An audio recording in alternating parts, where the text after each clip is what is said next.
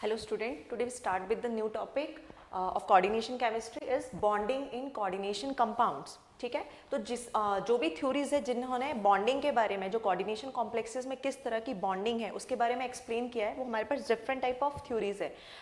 जैसे burner theory होगी, Sidgwick theory, BBT और क्रिस्टल फील्ड थ्योरी। तो वन बाय वन हम आज इसको डिस्कस करेंगे। So the first one is burner theory. ठीक, ओके, तो बर्नर ने जो थ्योरी एक्सप्लेन करी उसमें बोला कि कोऑर्डिनेशन कॉम्प्लेक्सेस जो हैं उनमें टू टाइप्स ऑफ बैलेंसेस हैं। मतलब जो बर्नर ने फोकस किया था वो किसके ऊपर किया था? टू टाइप्स ऑफ बैलेंसेस के बारे में। Two types of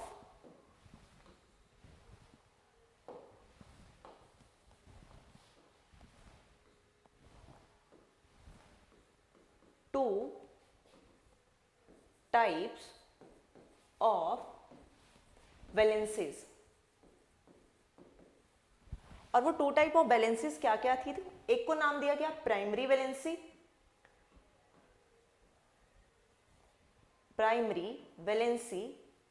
and second one is secondary valency.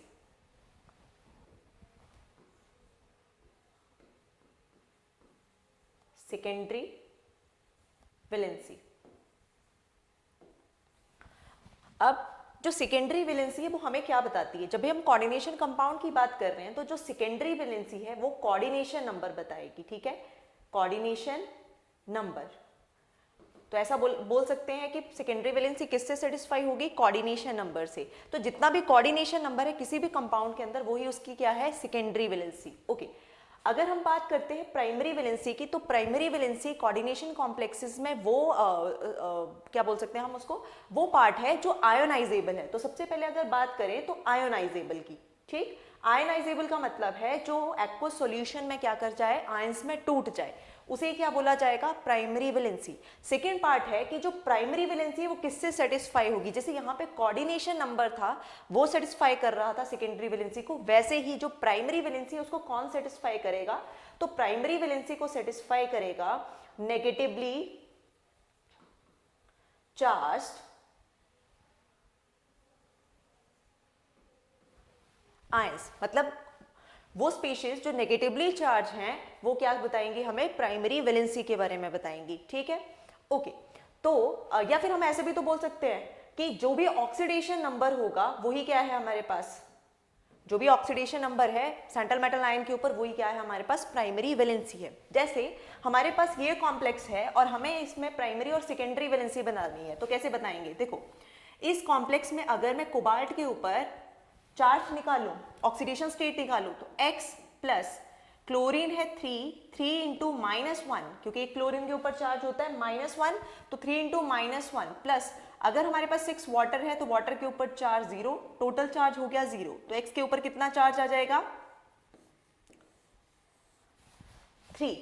अच्छा, ये आ गया हमारे पास ऑक्सीडेशन नंबर। तो अगर मुझे ये बताना हो कि इस कॉम्प्लेक्स में प्राइमरी वैलेंसी क्या है, तो वो क्या होगी? जो उसका कोऑर्डिनेशन नंबर है। इसका मतलब जो प्राइमरी वैलेंसी है वो इस केस में आ गई हमारे पास 3। क्लियर? अच्छा, अगर ये प्राइमरी वैलेंसी 3 है मतलब यही पार्ट वो है जो आयोनाइज करेगा। तो बर्नर ने बोला कि अगर इसको मुझे स्क्वायर ब्रैकेट के फॉर्म में इस कंपाउंड को लिखना है तो कैसे लिखा जाएगा? जो भी आयोनाइजेबल है वो स्क्वायर ब्रैकेट के बाहर वाला पार्ट आएगा। तो हम इस कंपाउंड को क्या ऐसे लिख सकते हैं? CONH3 6 and Cl3। ठीक, तो सारे क्लोरीन बाहर है, आयोनाइजेबल हैं, और अमोनिया हमारे पास अंदर है। अब कोबाल्ट के साथ अमोनिया क्या बनाएगा? अमोनिया क्या है? लिगेंड है। लिगेंड है तो सेंट्रल मेटल आयन के साथ क्या बनाएगा? बॉन्ड बनाएगा। अब बॉन्ड बनाएगा तो कितने बॉन्ड बन रहे हैं? एक अमोनिया एक बॉन्ड बनाएगा, 6 अमोनिया कितने बॉन्ड बनाएंगे? 6 बॉन्ड। तो सेकेंडरी वैलेंसी कितनी आ जाएगी इसकी? Secondary valency is 6।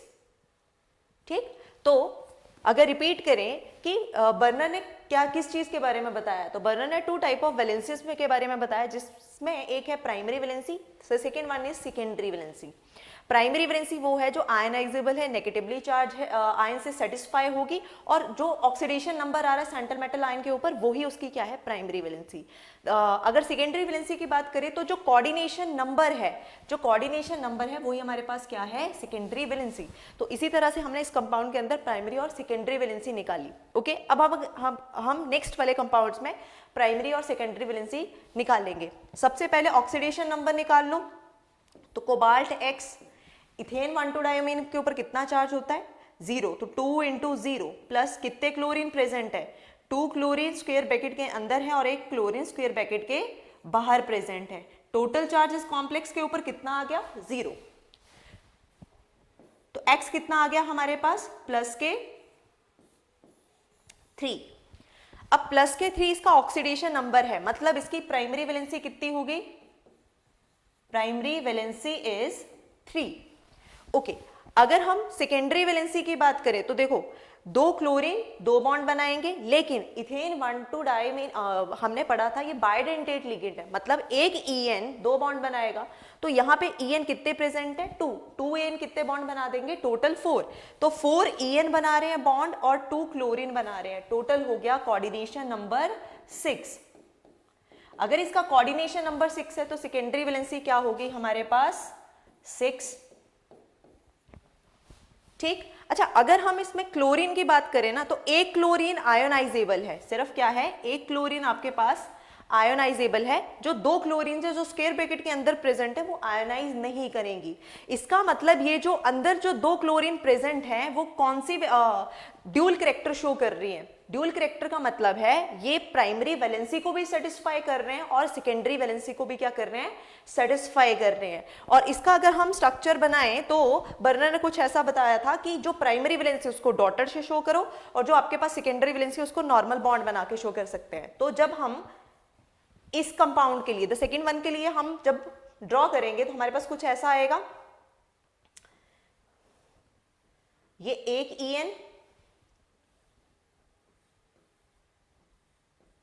ये सेकेंड EN, ठीक है, उसके बाद 2 क्लोरीन हमारे पास कैसी हैं, जो प्राइमरी भी एक्ट कर रही हैं और सेकेंडरी भी, तो मैं इसको डार्क से भी शो करूंगी और डॉटेड से भी शो करूंगी। अच्छा,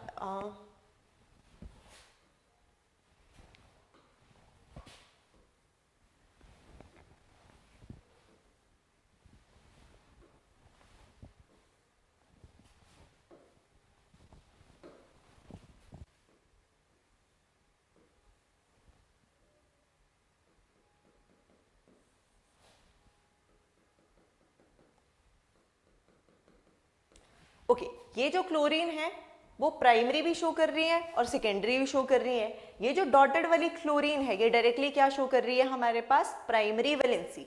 ठीक है, तो ये थी बर्नर की थ्योरी। तो बर्नर ने हमें क्या बताया था, प्राइमरी और सेकेंडरी वैलेंसीज के बारे में, कौन आयोनाइजेबल है कौन आयोनाइजेबल नहीं है, प्राइमरी वैलेंसी क्या है, सेकेंडरी वैलेंसी क्या है, और कैसे हम फाइंड आउट करेंगे। ठीक है, तो बर्नर सबसे पहले कुछ ना कुछ जो भी आप उसने कंपाउंड लिया था उस टाइम पे, जो भी कंपाउंड नोन था जिसके ऊपर उसने प्राइमरी और सेकेंडरी वैलेंसी पूरा इलेबोरेट किया, उसके उन्हीं कंपाउंड्स के बारे में कुछ ज्योमेट्री भी एक्सप्लेन करने की कोशिश करी थी। ठीक है, ओके, अगर हम लिमिटेशन की बात करें तो लिमिटेशन क्या थी,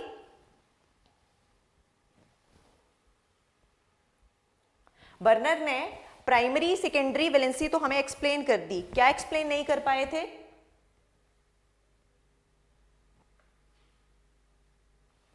तो बर्नर ने ना तो कलर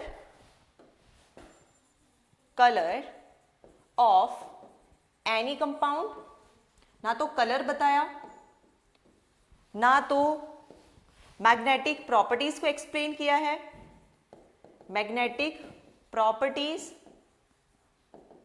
ओके, तो बर्नर की लिमिटेशन क्या है, ना तो जो भी कंपाउंड लिए थे बर्नर ने ना तो उनके कलर के बारे में बताया, ना तो उसके मैग्नेटिक प्रॉपर्टीज के बारे में। मैग्नेटिक प्रॉपर्टीज का मतलब है पैरामैग्नेटिक है या फिर डायामैग्नेटिक है। ठीक, और साथ ही साथ और क्या क्या एक्सप्लेन किया था, तो जो भी वेरिएशन आ रही है अलग अलग कोऑर्डिनेशन नंबर में, ठीक है, अलग अलग, जब भी हम कॉम्प्लेक्स पढ़ते हैं तो अलग अलग टाइप के कोऑर्डिनेशन नंबर है, 4 भी बनेगा, 5 भी बनेगा, 6 भी बनेगा, तो उसके बारे में भी एक्सप्लेन नहीं किया था, ठीक है।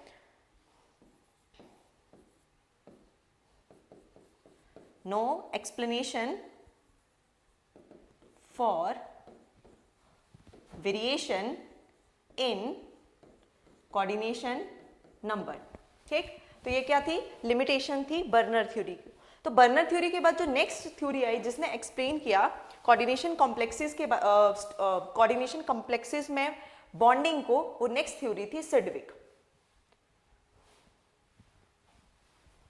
सिडविक थ्योरी, सिडविक थ्योरी ने क्या बोला कि जो भी आपके पास कंपाउंड बन रहे हैं, ठीक है, वो एक इफेक्टिव एटॉमिक नंबर एक्वायर कर रहे हैं, मतलब वही ऑर्गेनिक कंपाउंड, सॉरी वही कोऑर्डिनेशन कंपाउंड देखने को मिलेंगे जिनके पास इफेक्टिव एटॉमिक नंबर होगा। और ये इफेक्टिव एटॉमिक नंबर क्या था, नियरेस्ट नोबल गैस की एटॉमिक नंबर। अगर वो ये नियरेस्ट नोबल गैस का एटॉमिक नंबर एक्वायर कर लेते हैं तो वो कंपाउंड्स बनेंगे, ठीक है, और जो नहीं कर पाएंगे वो नहीं बनेंगे। तो जितने भी कंपाउंड्स सिडविक थ्योरी के अकॉर्डिंग कि वो कंपाउंड बनेंगे जिनके पास इफेक्टिव एटॉमिक नंबर होगा। जैसे कि इफेक्टिव एटॉमिक नंबर सबसे पहले देखा जाए तो क्या क्या हो सकता है।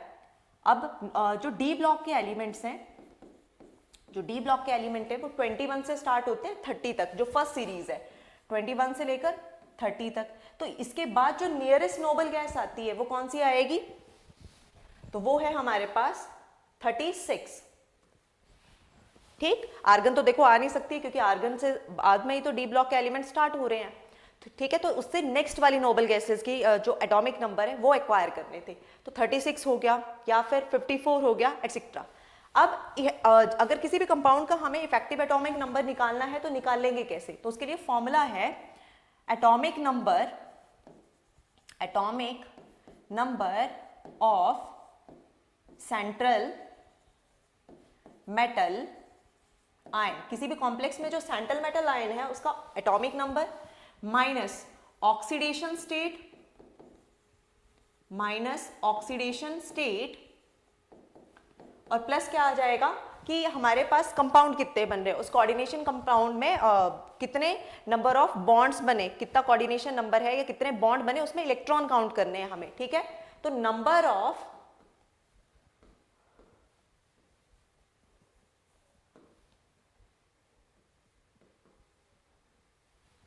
ठीक, तो नंबर ऑफ बॉन्डिंग इलेक्ट्रॉन्स, जो इलेक्ट्रॉन बॉन्डिंग में पार्टिसिपेट कर रहे हैं, ठीक है। जैसे अब हम फर्स्ट के लिए फाइंड आउट करते हैं En क्या आएगा, तो कोबाल्ट का अगर एटॉमिक नंबर देखें तो क्या है, अगर इसके लिए En देखना है तो इसका एटॉमिक नंबर है 27।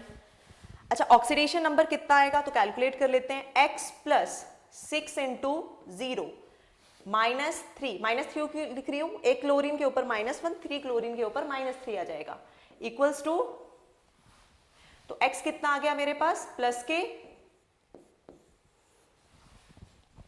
तो यहां पे क्या लिखूंगी 3,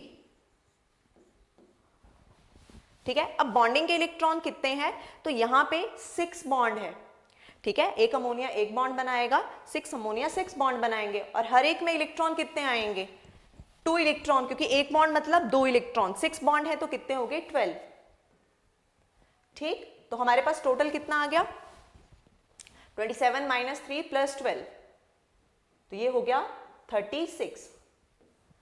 क्या ये नोबल गैस या नियरेस्ट नोबल गैस का एटॉमिक नंबर है, हाँ है, ठीक है। तो ये ईएन रूल को फॉलो कर रहा है। अब नेक्स्ट करते हैं, हमारे पास है निकल, निकल का एटॉमिक नंबर 28, कार्बोनिल है, CO मीन्स कार्बोनिल, कितने कार्बोनिल लगे हैं 4 कार्बोनिल है, ठीक, और हर एक बॉन्ड बनाता है, तो टोटल इलेक्ट्रॉन कितने हो गए 4 इंटू 2 8 इलेक्ट्रॉन, ओके। अच्छा, क्या निकल के ऊपर कोई ऑक्सीडेशन नंबर है यहाँ पे, तो x प्लस 4, कार्बोनिल के ऊपर 0 चार्ज इक्वल्स टू 0, तो टोटल चार्ज कितना हो गया हमारे पास 0, तो 28 माइनस 0 प्लस कार्बोनिल कितने बॉन्ड बना रहा है 4 इंटू 8 आ गया, ठीक। तो ये हमारे पास कितना आ जाएगा 36। क्या ये ईएन रूल को फॉलो कर रहा है, यस फॉलो कर रहा है, क्योंकि नियरेस्ट जो भी नोबल गैस है उसकी एटॉमिक नंबर को एक्वायर कर रहा है. Okay, now the next one.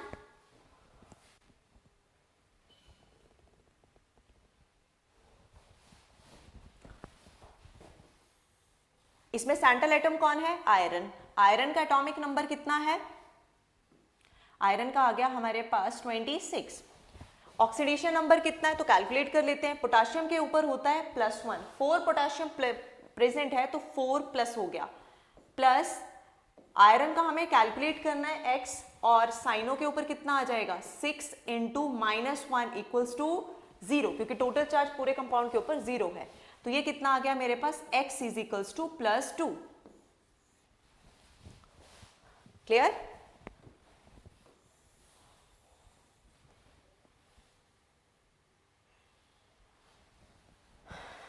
Okay. अब एटॉमिक नंबर है 2, तो 26 माइनस 2 आ गया. ठीक. अच्छा, साइनो कितने हैं? 6 साइनो है. कितने बॉन्ड बनाएंगे? 6 इंटू, एक साइनो एक बॉन्ड बनाएगा, 6 इंटू 2. ठीक है, एक बॉन्ड मतलब 2 इलेक्ट्रॉन, और 6 साइनो है तो 6 इंटू 2 कितना हो गया? 12. ठीक. ओके, तो हमारे पास टोटल कितना हो जाएगा यहाँ पे? 36. क्या ये भी ईएन रूल को फॉलो कर रहा है? यस, ईएन रूल को फॉलो कर रहा है. नेक्स्ट है FeCO5. अब देखो फिर से निकल वाला केस आ गया. कार्बोनिल के ऊपर चार्ज 0, आयरन के ऊपर हमें फाइंड आउट करना है. बाहर भी कोई चार्ज नहीं दिया, तो इसका मतलब यहां पे भी आयरन का ऑक्सीडेशन नंबर कितना है? 0. तो X कितना आ जाएगा? 0. अब आयरन का एटॉमिक नंबर 26, चार्ज है 0, कार्बोनिल है 5. एक कार्बोनिल बनाता है 2 बॉन्ड, 5 बनाएंगे 5 बॉन्ड, और इलेक्ट्रॉन हो गए उसमें 5 इंटू 2 10. तो ये भी कितना आ गया? 36. क्या ये ईएन रूल को फॉलो कर रहा है? यस, ये भी फॉलो कर रहा है. ठीक है. ओके, अब नेक्स्ट देखते हैं सिल्वर के कंपाउंड के लिए. सिल्वर का एटॉमिक नंबर है 47. ठीक है. अगर यहां पे हम ऑक्सीडेशन नंबर निकालें तो सिल्वर के फाइंड आउट करना है x. अमोनिया के ऊपर चार्ज 0, तो 2 इंटू 0 मैं डायरेक्टली लिख रही हूं 0 इक्वल्स टू क्या आ जाएगा? +1. तो x कितना आ गया? +1. तो ये हो गया -1. ठीक है. एंड अमोनिया एक बॉन्ड बनाएगा, 2 अमोनिया 2 बॉन्ड मींस 4 इलेक्ट्रॉन, तो ये हो गया 4. ठीक है. अब ये बताओ ये कितना आ रहा है? ये हो गया हमारे पास 50. क्या नियरेस्ट जो नेक्स्ट नोबल गैस है, मतलब सिल्वर वाली सीरीज में जो सिल्वर का डी ब्लॉक की सीरीज है, क्या उसमें जो नेक्स्ट नोबल गैस आएगी वो 54 पे आती है या कितने पे आएगी? तो वो आती है 50 पे नहीं आती है, 54 पे आती है. क्रिप्टन हमारे पास 36, आर्गन 18, जिनॉन 54. ठीक है. तो ये ईएन रूल को फॉलो नहीं कर रहा है. तो क्या इसका ये मतलब ये एग्जिस्ट ही नहीं करता? नहीं. हम कंपाउंड पढ़ते हैं, इसका लीनियर कंपाउंड है सिल्वर का. ठीक है. तो इसका मतलब क्या हुआ कि ईएन रूल यहां पे फेल हो गया. ईएन रूल ने ये बोला कि वो एग्जिस्ट करेंगे जिनके पास नियरेस्ट नोबल गैस का एटॉमिक नंबर होगा, बट इसके पास तो है ही नहीं.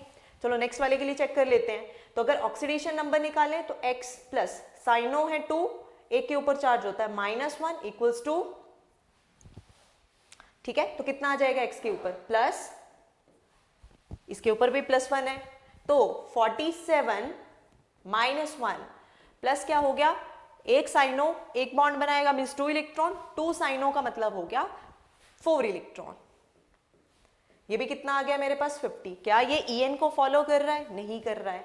तो अगर हम बात करें लिमिटेशंस की, ठीक है, कि ईएन के अकॉर्डिंग कुछ ने तो नियरेस्ट नोबल गैसेस का एटॉमिक नंबर एक्वायर कर लिया, बट कुछ जो आपके पास कॉम्प्लेक्सेस थे उनके पास नियरेस्ट नोबल गैस जितना एटॉमिक नंबर नहीं आ रहा है, बट फिर भी वो क्या कर रहे हैं? एग्जिस्ट कर रहे हैं.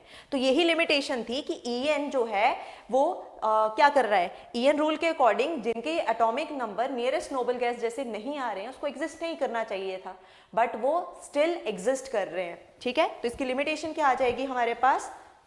All the compounds do not follow EN but exist. ठीक.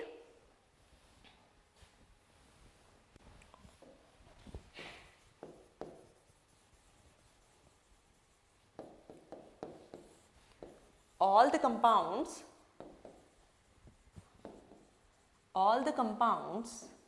do not follow EN rule, EAN rule, but exist. Clear? Second one, जो सिडविक थ्योरी है जिसने EN की बात करी, उसमें सिर्फ यही बताया गया ना कौन एग्जिस्ट करेगा कौन एग्जिस्ट नहीं करेगा। क्या ज्योमेट्री के बारे में कोई एक्सप्लेनेशन दी है? नहीं दी है। तो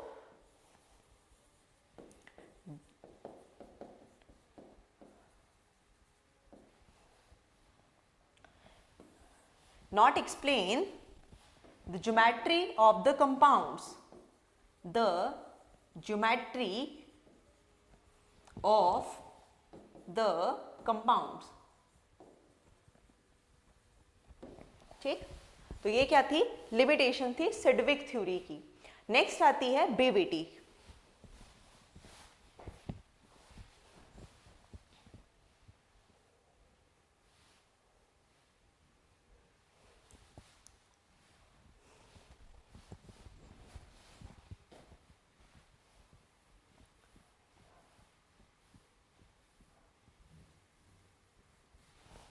okay, next one is BBT for complex compound.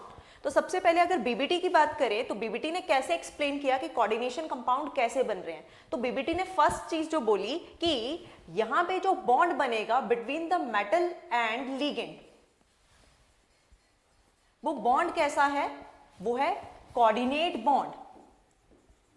Coordinate bond. अब कोऑर्डिनेट बॉन्ड का क्या मतलब होता है? कोऑर्डिनेट बॉन्ड का मतलब है जो म्यूचुअल शेयरिंग से नहीं बना है।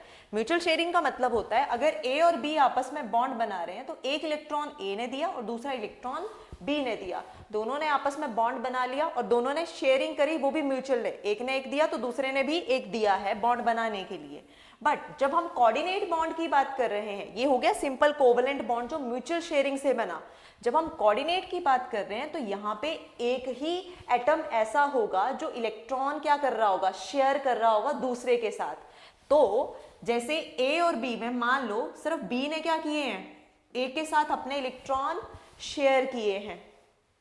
ठीक, अच्छा ये पूरी तरह से ट्रांसफर नहीं किए ना, इसलिए हम आयनिक बॉन्ड नहीं बोल रहे, हम सिर्फ बोल रहे हैं शेयरिंग करी है। और शेयरिंग करी है दोनों के बीच में हो रही है, भले इलेक्ट्रॉन एक के हैं, तो इसे क्या बोलेंगे? Normal sharing. और इससे जो बॉन्ड बनेगा उसे क्या बोला जाएगा?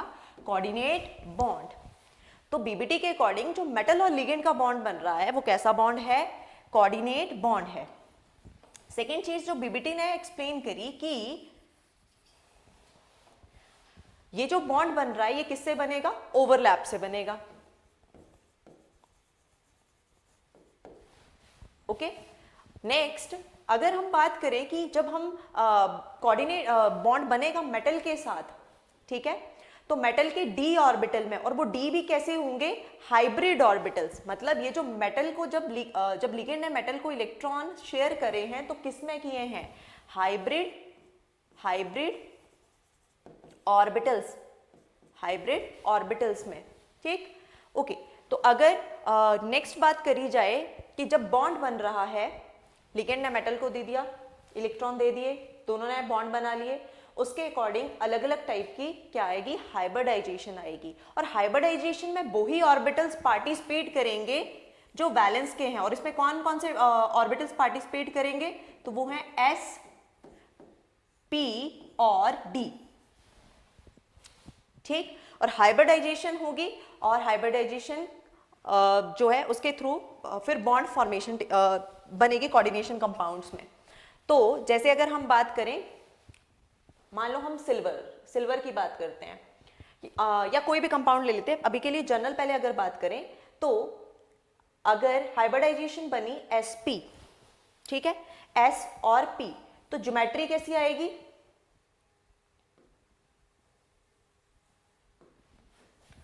अगर हमारे पास हाइब्रिडाइजेशन sp है तो ज्योमेट्री कैसी आएगी? ज्योमेट्री आएगी लीनियर। ठीक, अगर हमारे पास बना sp3, कोऑर्डिनेशन नंबर भी लिख सकते हैं हम, अगर कोऑर्डिनेशन नंबर 2 है तो हाइब्रिडाइजेशन आएगी sp और ज्योमेट्री बन जाएगी आपके पास लीनियर। फिर हमारे पास बहुत से एग्जांपल है, वो जब हम एग्जांपल करेंगे उसी में एक्सप्लेन कर लेंगे। जब कोऑर्डिनेशन नंबर 4 आएगा तो दो तरह की हाइब्रिडाइजेशन देखने को मिलेंगी, sp3 भी हो सकता है या फिर dsp2 भी हो सकता है। ठीक, जब sp3 होगा तो जो आपके पास ज्योमेट्री है वो क्या आएगी, टेट्राहेड्रल। अच्छा, अब ये कैसे sp3 आती है, कैसे dsp2 आती है, वो आगे करेंगे। अभी के लिए सिर्फ इतना कि अगर sp3 आ रही है तो टेट्राहेड्रल ज्योमेट्री होगी, और dsp2 आ रही है तो स्क्वायर प्लेनर। क्लियर? तो यहां पे जो पॉइंट आता है कि जब dsp2 बन रही है तो d का कौन सा ऑर्बिटल यूज हो रहा है, ठीक है, तो कौन सा यूज होगा, dx square minus y square. ठीक, ओके। अगर कोऑर्डिनेशन नंबर 5 है तो 5 के लिए क्या आ जाएगी हाइब्रिडाइजेशन, sp3d2। ठीक, और sp3d2, अच्छा एक और चीज, sp3d2 भी बन सकती है और d2sp3 भी बन सकती है। सॉरी, d आएगा यहां पे क्योंकि वो तो कोऑर्डिनेशन नंबर फिर हमारे पास 6 हो जाएगा। sp3d है तो इसमें sp3d भी बन सकता है और dsp3 भी बन सकता है।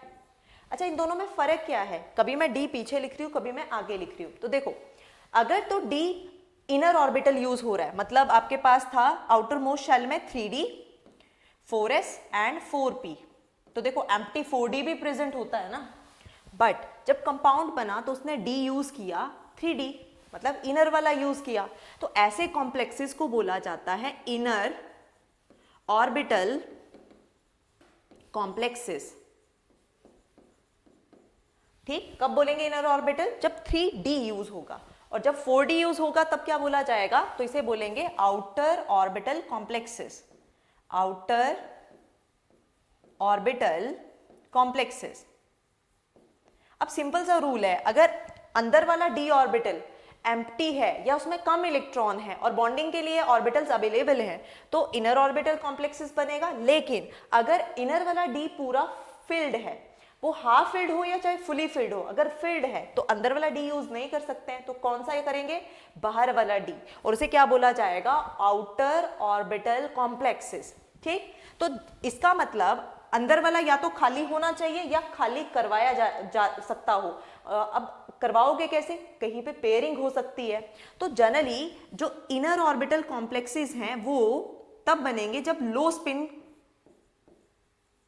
कॉम्प्लेक्स होंगे। लो स्पिन का मतलब है अगर पेयरिंग होगी, अगर इलेक्ट्रॉन पेयर्ड करके, अब ये कैसे है ये एग्जांपल में करेंगे हम, बट अगर मोस्ट ऑफ द केसेस में हम बोल सकते हैं कि इनर ऑर्बिटल कॉम्प्लेक्सेस लो स्पिन हो सकते हैं।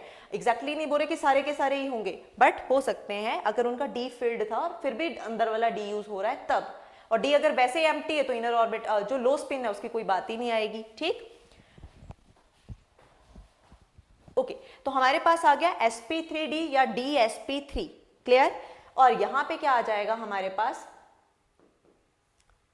ट्रायगोनल, बाइपिरामिडल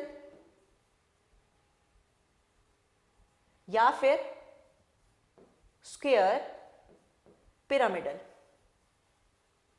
अच्छा, यहां पे सिर्फ डिफरेंस, इन दोनों में डिफरेंस हाइब्रिडाइजेशन का नहीं है, डी तो सेम मतलब dsp2 या sp3 या sp3d बोल दो, दोनों केसेस में क्या हो रहा है, ट्रायगोनल, बाइपिरामिडल या स्क्वायर पिरामिडल बन सकता है। बट ये दोनों अलग अलग कैटेगरीज क्यों आ रही हैं, वो डिपेंड करता है कि d कौन से वाला यूज हो रहा है। जैसे जब आप ट्रायगोनल बाइपिरामिडल की बात कर रहे हो तो d यूज होगा dz स्क्वायर, और स्क्वायर पिरामिडल में यूज होगा dx square minus y square. ठीक, ये दोनों ही कॉन्फ़िगरेशन में आपको ट्रायगोनल और स्क्वायर पिरामिडल देखने को मिल सकता है। डिफरेंस कहां पे आएगा, अब d कौन सा यूज कर रहे हो, dz स्क्वायर या dx square minus y square. Okay, next आता है कोऑर्डिनेशन नंबर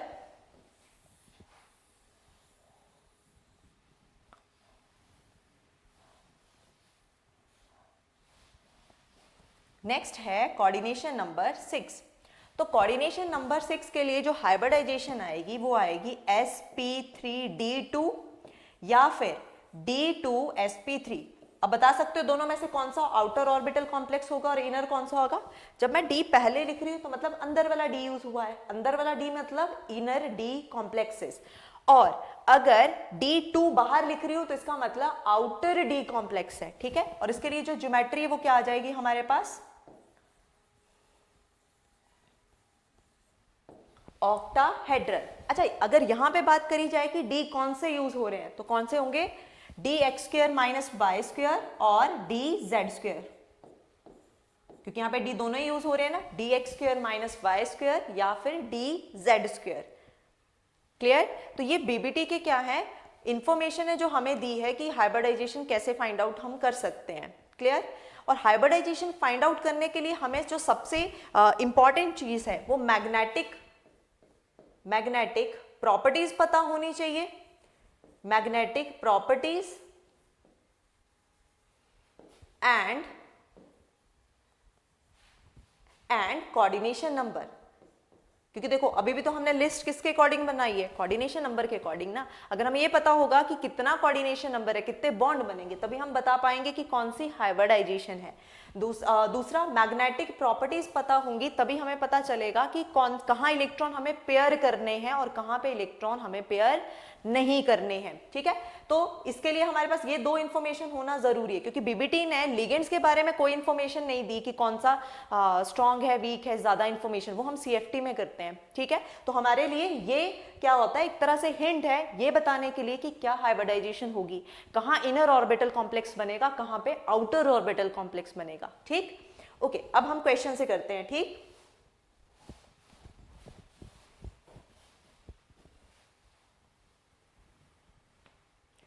ओके, फर्स्ट ये एग्जांपल ले लेते हैं जिंक के लिए। सबसे पहले क्या करना है, जब भी हमें हाइब्रिडाइजेशन फाइंड आउट करनी है, ठीक, तो जब भी हमें हाइब्रिडाइजेशन फाइंड आउट करनी है, सबसे पहले कॉन्फ़िगरेशन लिखो। जिंक की कॉन्फ़िगरेशन क्या है, एटॉमिक नंबर 30, बैलेंस में जो इलेक्ट्रॉन है आर्गन 18, 3d10, 4s2।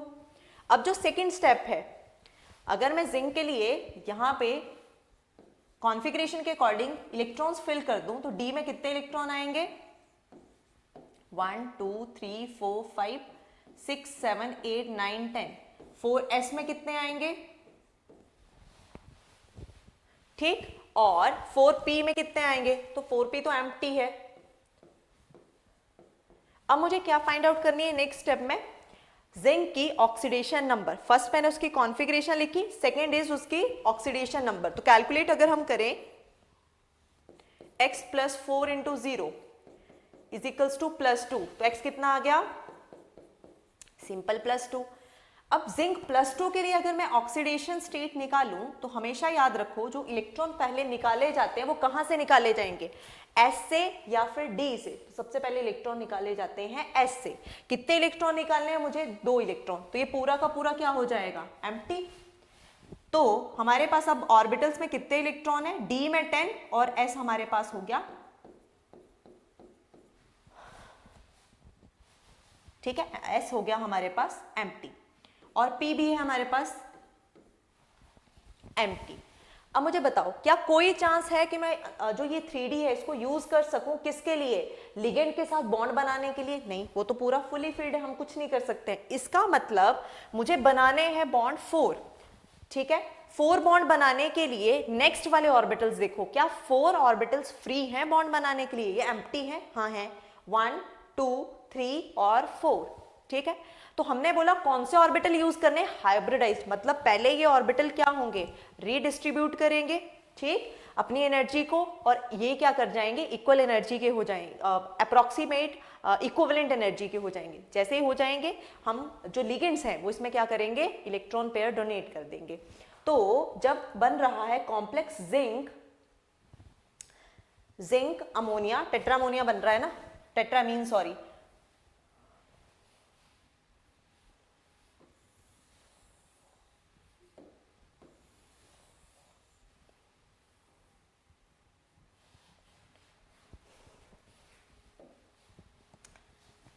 हमें बनाना है टेट्रा अमाइन जिंक और इसके ऊपर चार्ज है +2, तो जिंक को जिंक ही बोलेंगे, नेगेटिव चार्ज होता तो जिंकेट बोल देते।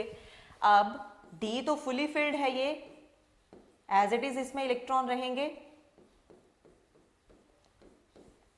S हमारे पास एम्प्टी है और P हमारे पास एम्प्टी है, ठीक है। अब ये कौन से हाइब्रिडाइज्ड है, यहां पे एक अमोनिया इलेक्ट्रॉन डोनेट करेगा, यहां पे सेकेंड अमोनिया, यहां पे थर्ड, कितने अमोनिया है टोटल, 4 अमोनिया, ठीक। ओके, हमारे पास है 4 अमोनिया। अब कितने ऑर्बिटल यूज हो रहे हैं एस के, 1 ऑर्बिटल। पी के कितने ऑर्बिटल यूज हो रहे हैं, 3। तो हाइब्रिडाइजेशन क्या आ जाएगी, sp3। अब मैंने तुम्हें स्टार्टिंग में बताया था जब हमने ये बीबीटी स्टार्ट करी थी, sp3 के लिए क्या हाइब्रिडाइजेशन आएगी, सॉरी sp3 के लिए हाइब्रिडाइजेशन तो आ गई, क्या इसकी ज्योमेट्री आएगी, तो जो ज्योमेट्री है sp3 के लिए वो है टेट्राहेड्रल, टेट्राहेड्रल, ठीक। तो ये जो जिंक के अराउंड अमोनिया है वो टेट्राहेड्रली अरेंज होंगे।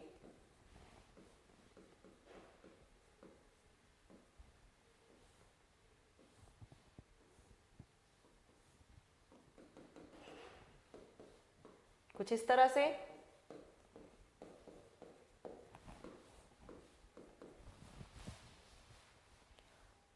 क्लियर, ठीक है। तो सबसे पहले क्या करना है, जब भी हमें हाइब्रिडाइजेशन या ज्योमेट्री निकालनी है, सबसे पहला स्टेप है सेंटर मेटल आयन की कॉन्फ़िगरेशन लिखो। उसके बाद सेकंड स्टेप में ऑक्सीडेशन स्टेट फाइंड आउट करो। ऑक्सीडेशन स्टेट जैसे ही आ जाएगी, जो बैलेंस के इलेक्ट्रॉन है उनमें से उतने इलेक्ट्रॉन, जो भी ऑक्सीडेशन स्टेट है उसके अकॉर्डिंग इलेक्ट्रॉन जो है वो निकाल लेने हैं। उसके बाद जो कॉम्प्लेक्स बनाना है उसमें चेक करना है कोऑर्डिनेशन नंबर कितना है, मतलब हमें कितने ऑर्बिटल चाहिए हैं बॉन्डिंग के लिए, तो उतने ऑर्बिटल क्या कर जाएंगे, हाइब्रिडाइज्ड, और उसके अकॉर्डिंग हमारे पास क्या आ जाएगी, शेप, ज्योमेट्री या फिर हाइब्रिडाइजेशन, दोनों चीजें आ जाएंगी, ठीक। ओके, तो अब नेक्स्ट है हमारे पास ये एग्जांपल।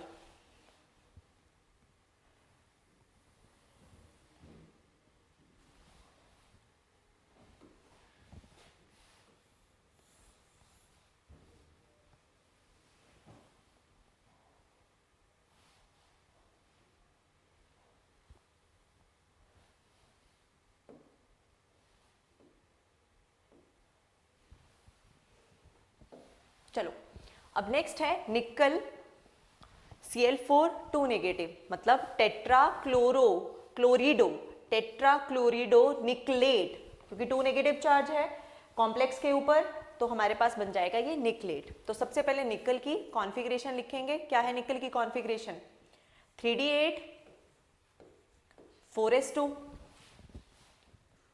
ठीक। उसके बाद निकल के ऊपर ऑक्सीडेशन नंबर फाइंड आउट करेंगे, तो x plus 4 into -1 is equal to -2, तो x कितना हो गया, प्लस के 2। अब निकल +2 की कॉन्फ़िगरेशन कितनी आएगी, तो हमेशा याद रखना है पहले s से इलेक्ट्रॉन निकालना है, d से नहीं, तो ये बन जाएगा 3d8, क्लियर, ओके। अब हमने क्या करना है, सबसे पहले निकल की कॉन्फ़िगरेशन लिख ली और उसके बाद ड्रॉ कर लिया हमने कि डी में कितने इलेक्ट्रॉन आएंगे, तो 3d में 8 है, 1 2 3 4 5 6 7 8। एस में कितने इलेक्ट्रॉन है, 2 इलेक्ट्रॉन है, और p हमारे पास कैसा है, एम्प्टी प्रेजेंट है। फिर आता है निकल +2, निकल +2 में क्या होगा,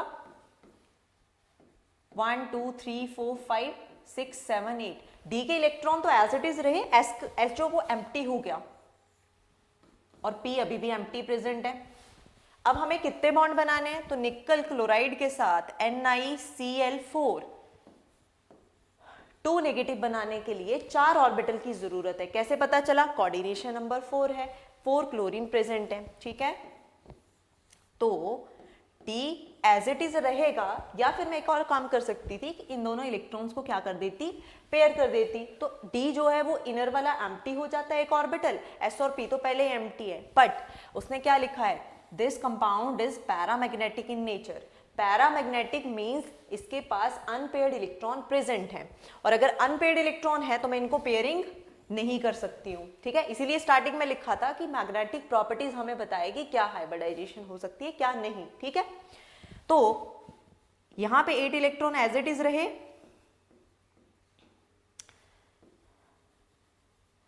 this is 1 electron, okay. And S और P हाइब्रिडाइज होंगे और जो क्लोरीन है वो यहाँ पे बनाएगा इलेक्ट्रॉन शेयर करके बॉन्ड। ये first chlorine, second, third and fourth. ठीक, फिर से क्या हाइब्रिडाइजेशन आई है? sp3। अगर sp3 हाइब्रिडाइजेशन है तो ज्योमेट्री क्या होगी? तो ज्योमेट्री इज टेट्राहेड्रल।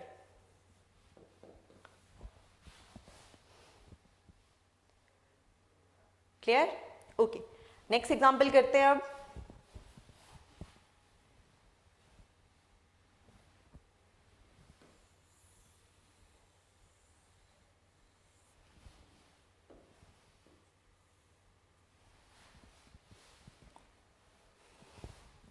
इसमें निकल की कॉन्फ़िगरेशन अब मैं थोड़ा डायरेक्ट कर रही हूं। निकल है 3d8 4s2। यहां पे निकल की ऑक्सीडेशन स्टेट बताओ, जल्दी से करो और निकालो। ठीक, तो अब मैच करनी है अपनी अपनी ऑक्सीडेशन स्टेट की, यही आई है या नहीं आई है? x plus 5 into 0 equals to 0। क्या सबकी ऑक्सीडेशन स्टेट 0 आई है? ओके, फिर हम यहां से अगर बात करें तो कोई इलेक्ट्रॉन हम यहां से निकाल सकते हैं क्या? बोलो, नहीं निकाल सकते ना। तो अब मैं डायरेक्टली लिख रही हूं निकल के लिए, डी में 8 इलेक्ट्रॉन है, 1 2 3 4 5 6 7 8। एस में 2 इलेक्ट्रॉन है और पी हमारे पास क्या है? एम्प्टी है। This is 3d 4s and 4p। Clear? Okay, अब जैसे ही हमें बॉन्डिंग करवानी है कार्बोनिल के साथ तो मुझे एम्प्टी ऑर्बिटल चाहिए। बट उससे भी पहले एक बात, आपको ये दे रखा है this compound is diamagnetic in nature. Diamagnetic का मतलब है कोई भी इलेक्ट्रॉन सिंगल मतलब अनपेयर्ड नहीं होना चाहिए, पेयर्ड होना चाहिए। बट मुझे तो यहां दिख रहा है कि ये क्या है? सिंगल है। तो क्या करना है? इनको पेयर कर देना है। ठीक, अच्छा, अगर ये वाला ऑर्बिटल ये वाले इलेक्ट्रॉन यहां पे शिफ्ट कर दिए मैंने, तो ये वाले क्या हो जाएंगे? यहां शिफ्ट हो जाएंगे और एस पूरी तरह से क्या हो गया? फ्री हो गया। तो यहां पे आ जाएगा 1 2 3 4 5 6 7 8। अच्छा, इसे फिल नहीं करना है, बट मैं अभी के लिए सिर्फ डायरेक्टली लिख रही हूं, इसलिए कर रही हूं। पहले singly filled then fully filled. ठीक, तो ये एस वाले भी यहां शिफ्ट हो गए। अब एस फ्री है, पी फ्री है, बट मुझे 5 बॉन्ड बनाने हैं और मेरे पास सिर्फ 4 ऑर्बिटल एम्प्टी है। इसका मतलब मुझे क्या करना पड़ेगा? नेक्स्ट एम्प्टी ऑर्बिटल लेना पड़ेगा जो सिमिलर एनर्जी का हो। एनर्जी गैप बहुत ज्यादा नहीं होना चाहिए। तो मैंने ले लिया यहां पे 4d।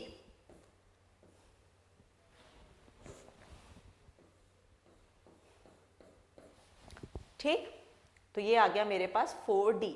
अब जब हमें बॉन्ड बनाने हैं तो हम क्या कर सकते हैं? हमारे पास 5 ऑर्बिटल होने चाहिए थे, एम्प्टी अवेलेबल है। तो यहाँ पे फर्स्ट कार्बोनिल इलेक्ट्रॉन शेयर करेगा, देन सेकेंड वन, फिर थर्ड, यहाँ पे फोर्थ एंड यहाँ पे फिफ्थ। अब देखो यहाँ पे जो हाइब्रिडाइजेशन आएगी वो s का 1 ऑर्बिटल, p के 3 और d का 1 क्या हो गई? sp3d। अब sp3d में हमारे पास ये क्या बन गया? Trigonal bipyramidal, trigonal bipyramidal.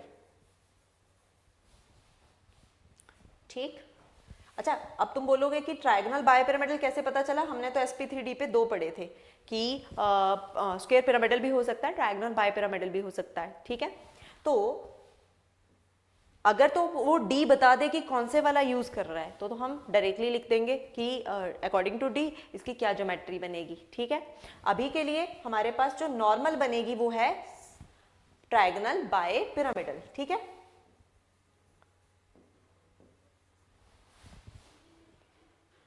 Clear? Okay, ये हो गया हमारे पास एग्जाम्पल कोऑर्डिनेशन नंबर 5 के लिए। नेक्स्ट है कोऑर्डिनेशन नंबर 6 के लिए। ठीक,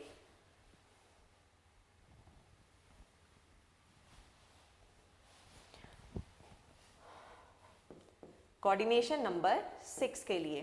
अच्छा एक और चीज, ऊपर एक चीज रहेगी, हमने डी बाहर वाला यूज किया ना, 4D वाला यूज किया, तो ये क्या आएगा हमारे पास, outer orbital complexes, outer orbital complexes. Clear? चलो अब नेक्स्ट है, चलो निकल के साथ नहीं करते हैं, अब किसी और सेंट्रल एटम के साथ करते हैं, आयरन के साथ, FeCN6 3 नेगेटिव। ठीक, और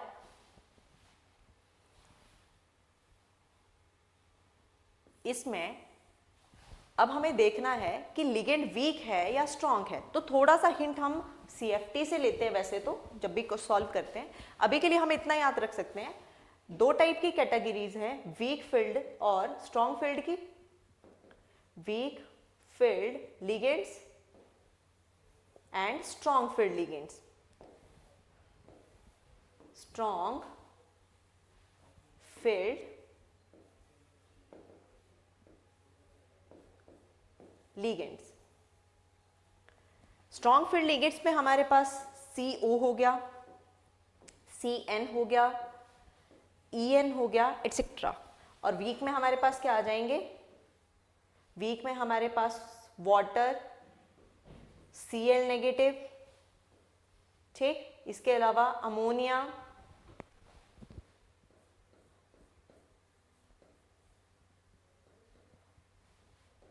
ठीक, ये आ जाएंगे वीक में। तो साइनो हमारे पास कैसा लिगेंड है, CN, ये स्ट्रॉन्ग लिगेंड है। स्ट्रॉन्ग लिगेंड जब भी दिख जाए तो वहां पे क्या होगी, पेयरिंग होगी। स्ट्रॉन्ग लिगेंड के केस में क्या होगी, स्ट्रॉन्ग लिगेंड हमेशा क्या करेंगे, ऑलवेज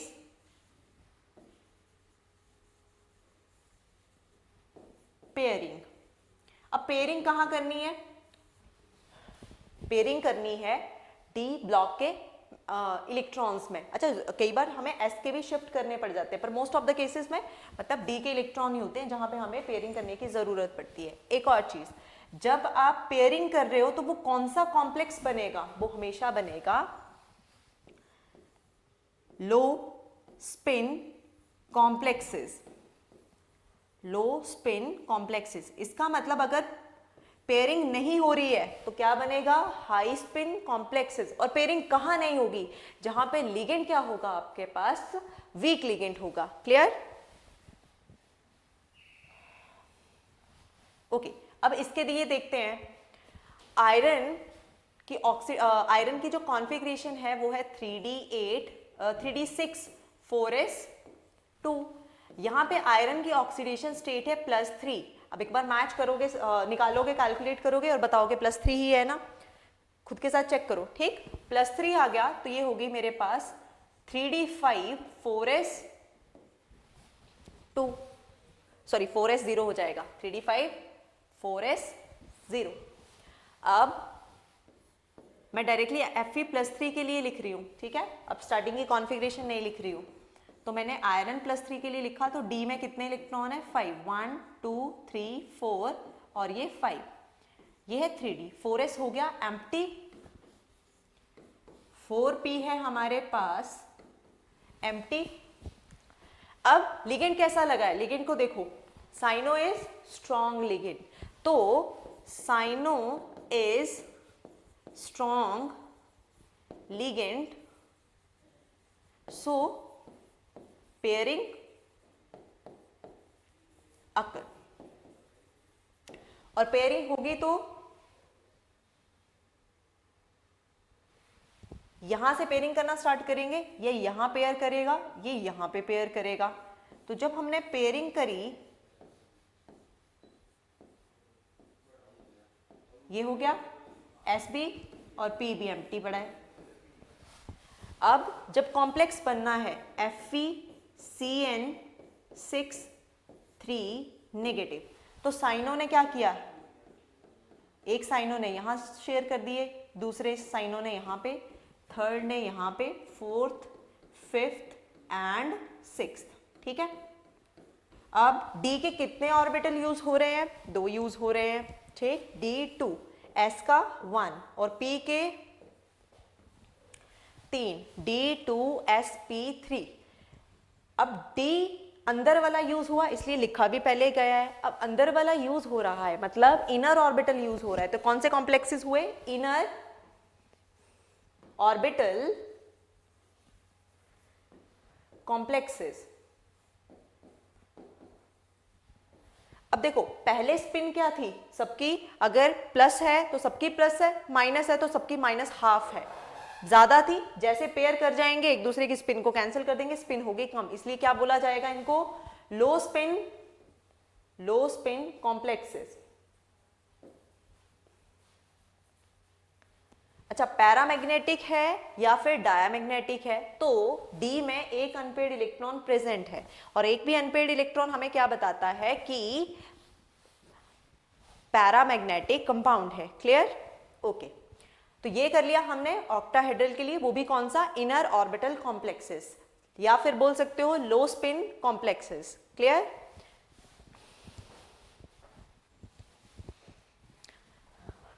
अब अगर हमें सेम इसी कंपाउंड के लिए मैग्नेटिक प्रॉपर्टीज निकालने को बोलते, मैग्नेटिक मोमेंट निकालने को बोलते, मैग्नेटिक प्रॉपर्टीज तो हमने निकाल ली कि यह है पैरामैग्नेटिक, ठीक है।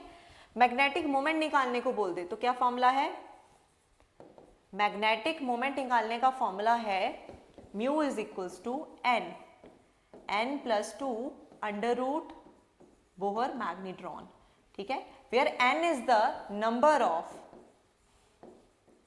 Unpaired electron. ठीक, तो इसमें बताओ कितने अनपेयर्ड इलेक्ट्रॉन है? 1, तो 1 प्लस 2, ये फॉर्मूला का 2 है, ठीक है, तो n प्लस 2 है ये,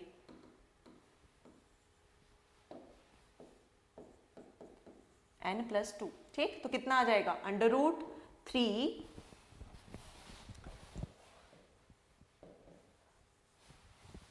और अंडर रूट 3 को और क्या लिख सकते हैं? 1.732 बोहर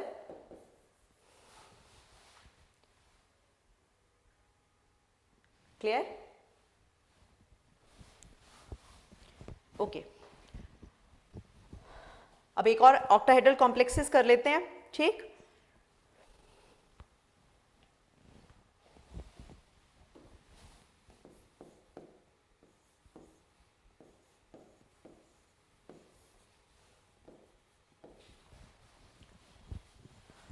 सेम आयरन के लिए कर रहे हैं, बट अब मैंने चेंज क्या किया है? लिगेंड चेंज कर दिया। पहले मैंने स्ट्रॉन्ग लिगेंड लिया था, अब हमारे पास लिगेंड कैसा है? वीक लिगेंड है, ठीक है।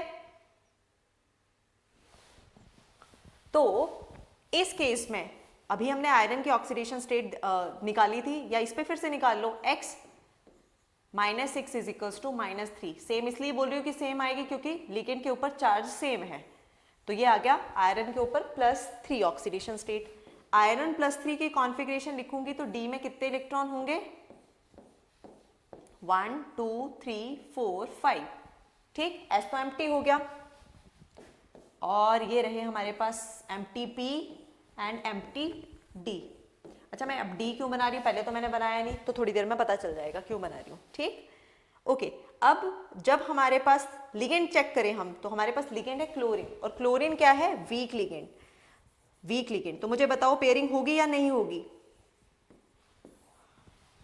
पेयरिंग नहीं होगी, ठीक है, no pairing. Okay, no pairing का मतलब है ये इलेक्ट्रॉन एज इट इज रहेंगे, तो डी तो हमारा फुली फिल्ड हो गया ना, तो हमें क्या यूज करने पड़ेंगे? बाहर वाले ऑर्बिटल यूज करने पड़ेंगे, क्योंकि बॉन्ड बनाने हैं 6, क्लोरीन 6 प्रेजेंट है, तो 6 बॉन्ड बनाने हैं, और 6 बॉन्ड बनाने हैं तो 6 ऑर्बिटल भी तो चाहिए, तो ये डी तो यूज नहीं कर सकते, तो हमने बाहर वाला डी यूज कर लिया, ठीक है।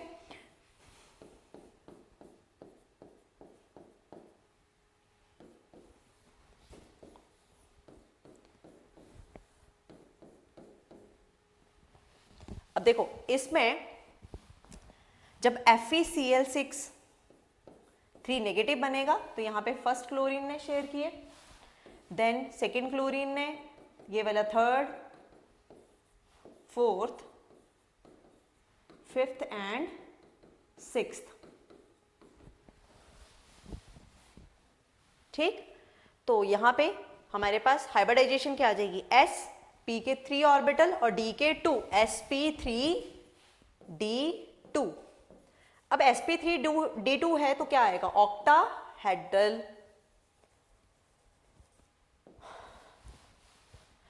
अब नेक्स्ट आता है, ये इनर ऑर्बिटल कॉम्प्लेक्स है या आउटर, तो डी आउटर वाला यूज हुआ ना, तो ये है आउटर ऑर्बिटल कॉम्प्लेक्सेस।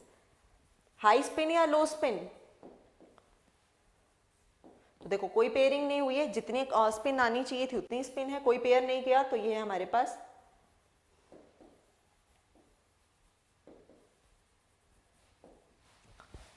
ठीक।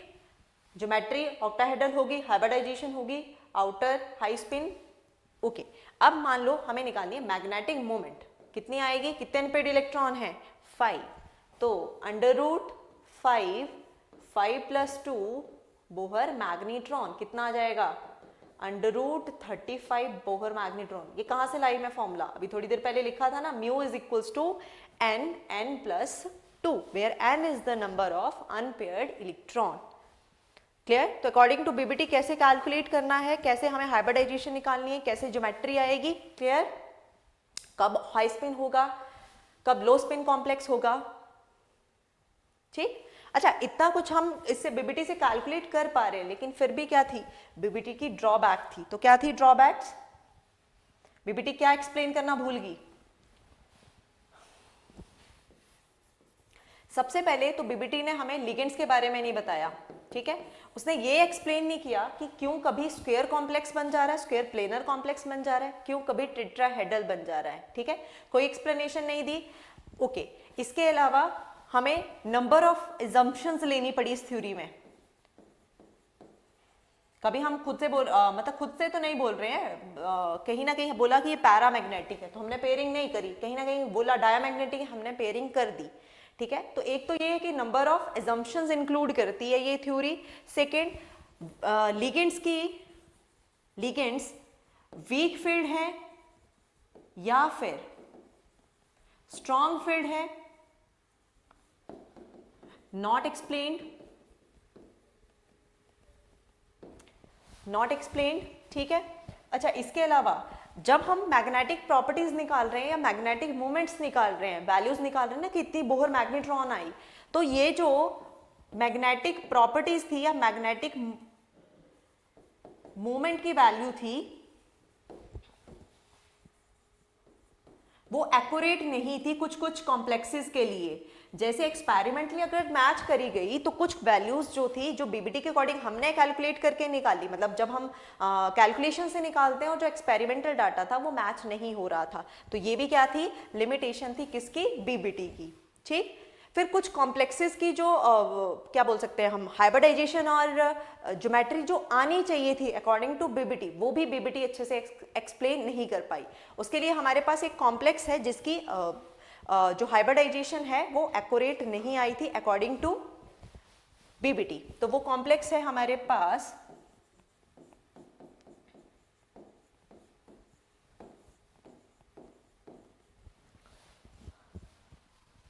NH4, ठीक, CuNH3 4SO4। तो ये एक बार कैलकुलेट करो कि इसकी क्या आनी चाहिए थी, CuNH3 4SO4 की क्या आनी चाहिए थी हमारे पास, हाइब्रिडाइजेशन। तो अगर हम कैलकुलेट करें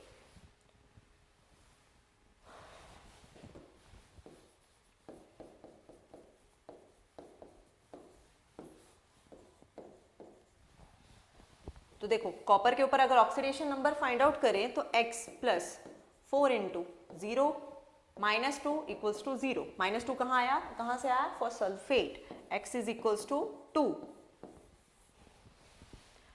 कॉपर के ऊपर कितना चार्ज है, +2। अब +2 पे कॉन्फ़िगरेशन क्या होती है, तो कॉपर की कॉन्फ़िगरेशन है 3d10 4s2। अगर मुझे 4s1, अगर मुझे 2 इलेक्ट्रॉन निकालने हैं तो एक इलेक्ट्रॉन S से निकालना पड़ेगा और एक इलेक्ट्रॉन D से निकालना पड़ेगा। तो कॉन्फ़िगरेशन क्या आ जाएगी इसकी, 3d9। तो अगर हम कॉपर +2 के लिए लिखें 1 2 3 4 5 6 7 8 और 9, ठीक। तो इसके लिए S एम्प्टी है, P एम्प्टी है, क्लियर, ओके। अब कॉपर ने अमोनिया के साथ कॉम्प्लेक्स बनाना है, 4 अमोनिया के साथ बनाएगा, 4 अमोनिया के साथ, तो हमें कितने एम्प्टी ऑर्बिटल चाहिए, 4, तो वो हमारे पास प्रेजेंट थे S और P3, ठीक है। तो हम अगर यहां पे देखें कि कॉपर अमोनिया जो है वो इलेक्ट्रॉन शेयर करेगा, ठीक है, कॉपर क्या करेगा, इलेक्ट्रॉन शेयर करेगा। तो यहां पे 4 ऑर्बिटल हमें मिल रही है और उसके अकॉर्डिंग हाइब्रिडाइजेशन क्या आनी चाहिए थी,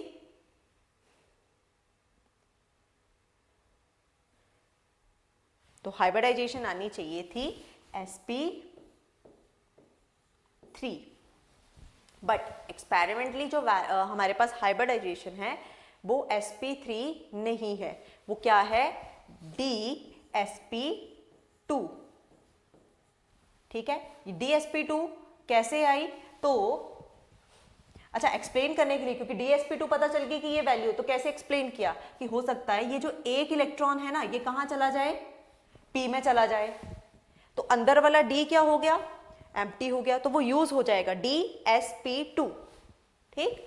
तो जब ये d यूज होगा हाइब्रिडाइजेशन के लिए, ये p, ये s, ये p और ये वाला p, तो क्या बन गई हाइब्रिडाइजेशन dsp2। तो बीबीटी ने ये एक्सप्लेन करने में भी फेल होगी कि क्यों ऐसा हो रहा है, ये इलेक्ट्रॉन यहां क्यों जा रहा है और हाइब्रिडाइजेशन dsp2 क्यों आ रही है, क्लियर। तो बीबीटी के बाद जो नेक्स्ट थ्योरी आई वो थी CFT, crystal field theory, okay.